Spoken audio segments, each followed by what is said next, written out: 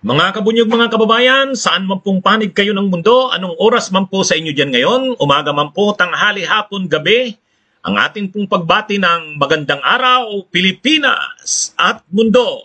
Okay, maraming kumakalat ngayon sa social media, pinag-iinitan ng mga diehard Duterte supporters, mga supporters ni Digong at ni Sara, lalo na ngayong mainit ang issue kay Sara sa confidential funds.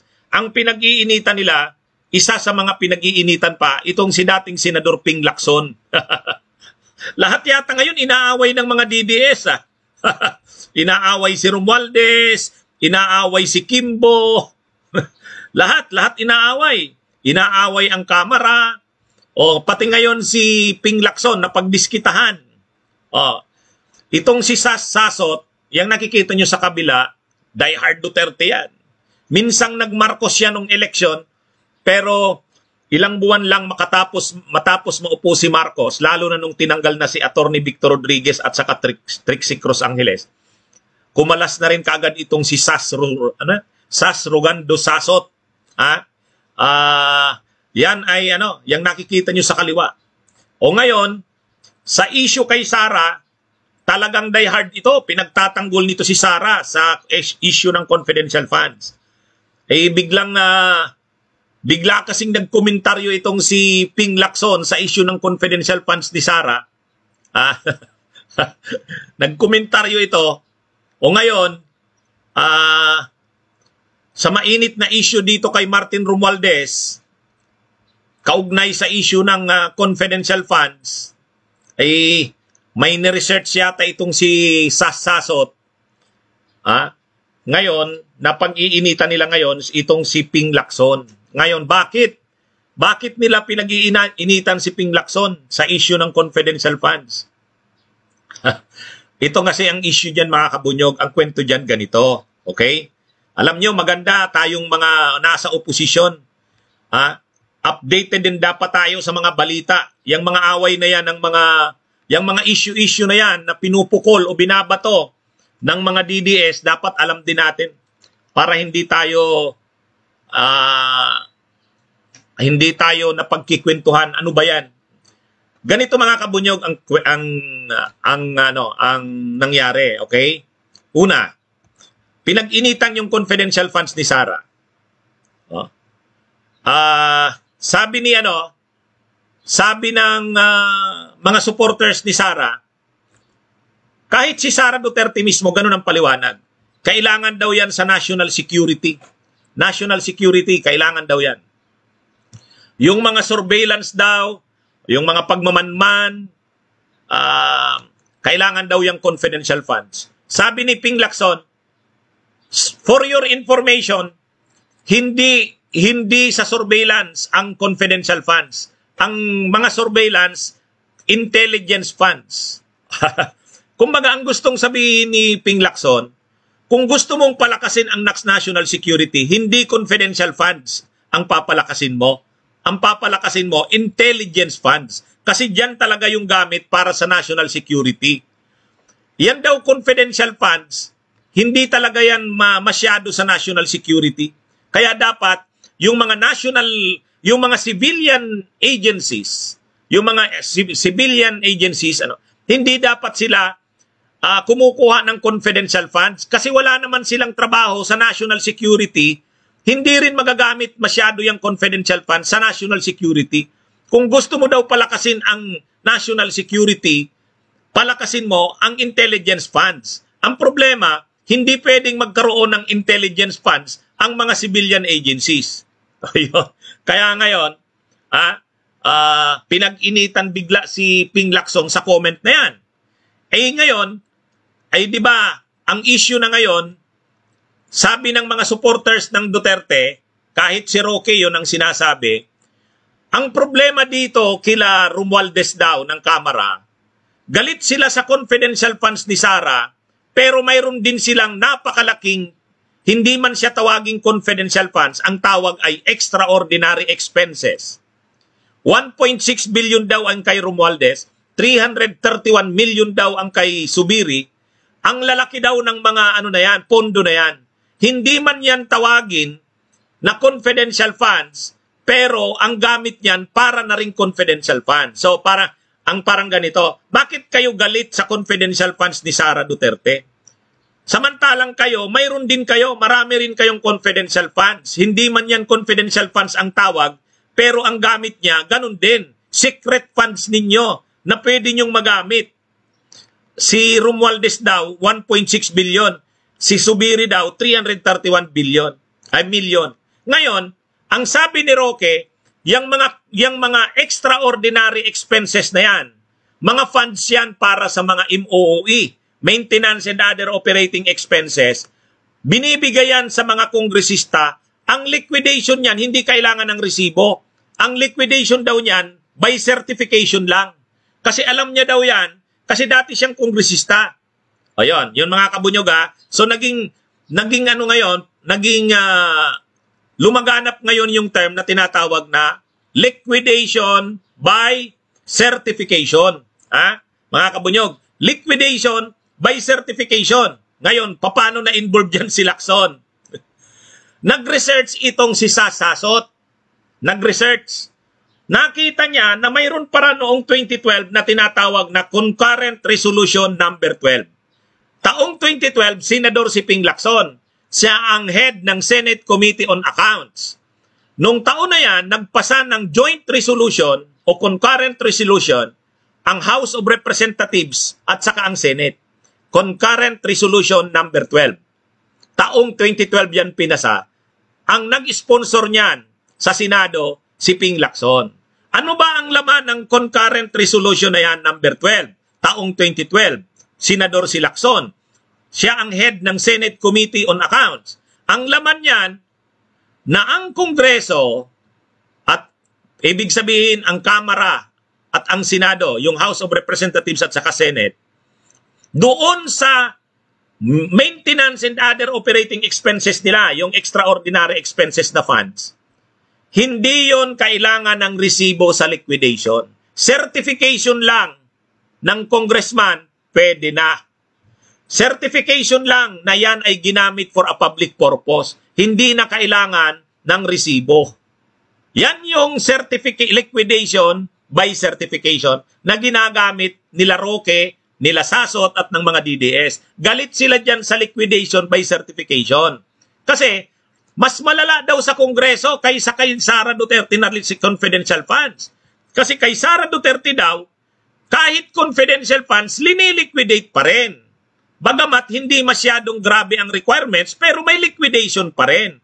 May reportorial requirements pa rin kung saan mo ginamit. Quarterly daw yata yun eh. Yun ang paliwanag nila. Samantalang daw kay Martin Romualdez at saka kay Subiri at saka sa Kamara at Senado, yun daw tinatawag na extraordinary expenses, MOOE, hindi na raw kailangan dyan ng mga resibo ang liquidation. Ano na daw yan? Ang tawag daw dyan, liquidation certification lang. At ang nag-sponsor ng ganyang kalakaran, legal daw yan, ang legal basis niyan, kaya hindi naki-question ng COA yan, yung resolution, concurrent resolution na ang sponsor sa Senado, si Ping Lacson. Kaya ang pinag-initan ngayon, si Ping Lacson. Kaya ito yung title, nabuking, sangkot, umipal pa kasi. Yan. Yan yung kumakalat ngayon. Umipal pa daw kasi si Ping Lacson. Bakit umipal? Ay kasi nga, nag-comment si Ping Lacson dun sa confidential funds ni Sara. Kasi, ang sabi ni Sara, ginamit daw yan sa mga national security. Para daw sa national security, kaya mayroong confidential funds. Ang sabi ni Ping Lacson, hindi. Ang ginagamit para sa national security, intelligence funds, hindi confidential funds. Ang problema, hindi pwedeng magkaroon ng intelligence funds ang civilian agencies o offices. Pwede confidential funds. Kaya ang Office of the Vice President, hindi pwedeng magkaroon ng intelligence funds. Kasi ang intelligence funds, national security talaga yan. Surveillance ang gamit niyan. Pag may maintain ng mga intelligence activities, yung mga opisina na may mga trabaho talaga nila ang intelligence work tulad ng ISAP, Intelligence Service of the Armed Forces of the Philippines. O kaya NICA, National Intelligence Coordinating Agency. Yan yung mga may intelligence activities talaga. Yun ang pwedeng bigyan ng intelligence fund. Intelligence funds. Ang OBP, hindi pwedeng magkaroon ng intelligence funds kasi wala siyang intelligence gathering activities. Pwede confidential funds. Pero ang sinasabi ni Ping Lacson, hindi nga kung national security talaga ang concern, dapat intelligence funds ang ibigay, hindi confidential funds.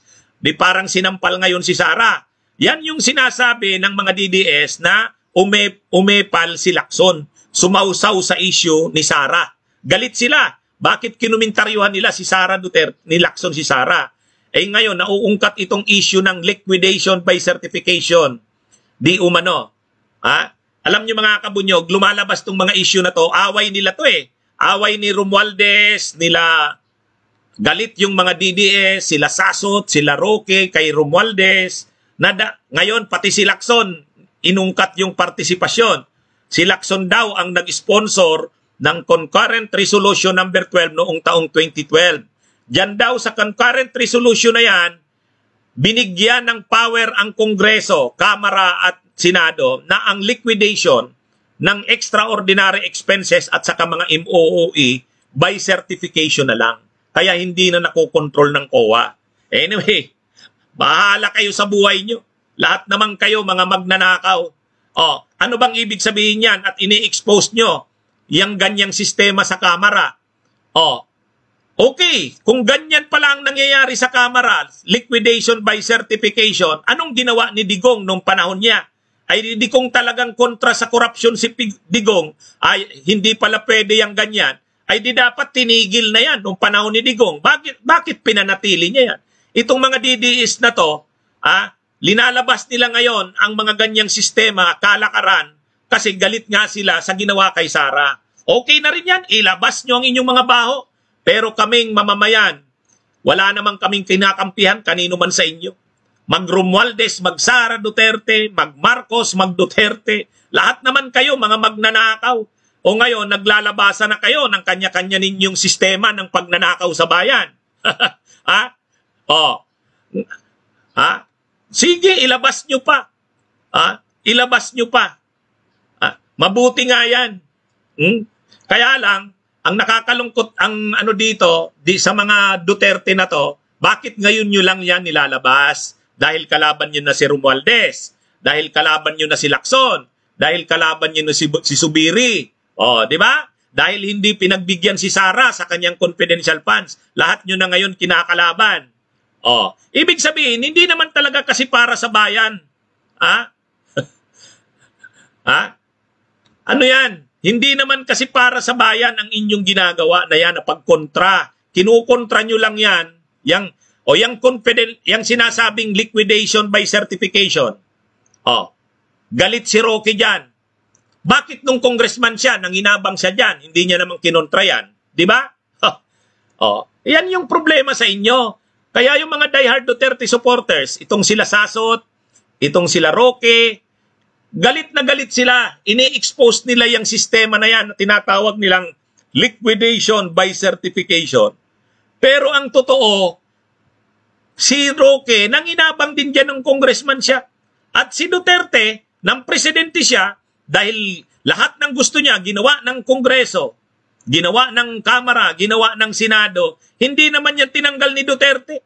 Ay di dapat, presidente siya, sinabi niya, mali yung ganyang sistema, COA, i-audit nyo yan. Hindi pwede yung liquidation by certification na yan. Yan, mga kabunyog. Kaya ngayon, nag-aaway-away sila. Naglalabasan sila ng kanya-kanyang baho at sistema ng korupsyon. Sige lang, ilabas nyo lang ng ilabas para kaming mamamayan, lalo kaming nakukumbinse na kayong mga unitives na nag-aaway-away na ngayon, lahat naman kayo mga korap. Sa totoo lang, lahat naman kayo mga kurap. Kahit naman sila Romualdez, kaya lang naman yan inalis ang confidential funds ni Sara kasi nga may away sila. May away sila. Totoo naman yun eh. Pero ito rin mga nilalabas nila Sasot, nila Roque, ng mga DDS kontra kay kay Romualdez, kay Zubiri, ngayon kay Lacson. Nilalabas din lang naman nila yan dahil galit nga sila sa ginawa kay Sara. Hindi naman talaga sila nag-i-expose niyan para sa bayan. Di ba mga kabunyog? Yan yun. Tayo hindi. Tayo po sa Attorney Enzo Recto, Attorney Ricky Tumutorgo, sa Bunyog, tayo po linalabanan natin yang lahat ng yan. Corruption man yan, ni Zubiri, ni Romualdez, ni Marcos, ni Duterte, lahat yan ini-expose natin. Lahat yan ini-expose natin kasi lahat naman sila mandarambong, lahat naman sila magnanakaw. Anyway, hayaan natin maglabasan sila ng kani-kanilang mga baho. Hayaan natin. Mabuti nga yan. Maggitgitan pa kayo ng liig. Okay, mga kabunyog, mga kababayan, yan po ang paliwanag dyan. Bakit mainit sila ngayon kay Ping Lacson? Okay? Sige, mga kabunyog, mga kababayan, mabuhay po tayo. Bunyog, bunyog, halikan na kasama ka. Bunyog, kapag buklod ay may pag-asa. Luzon, Visayas, Mindanao, isa ang pananaw. Sa bagong Pilipinas ang bunyog isisigaw. Bunyog.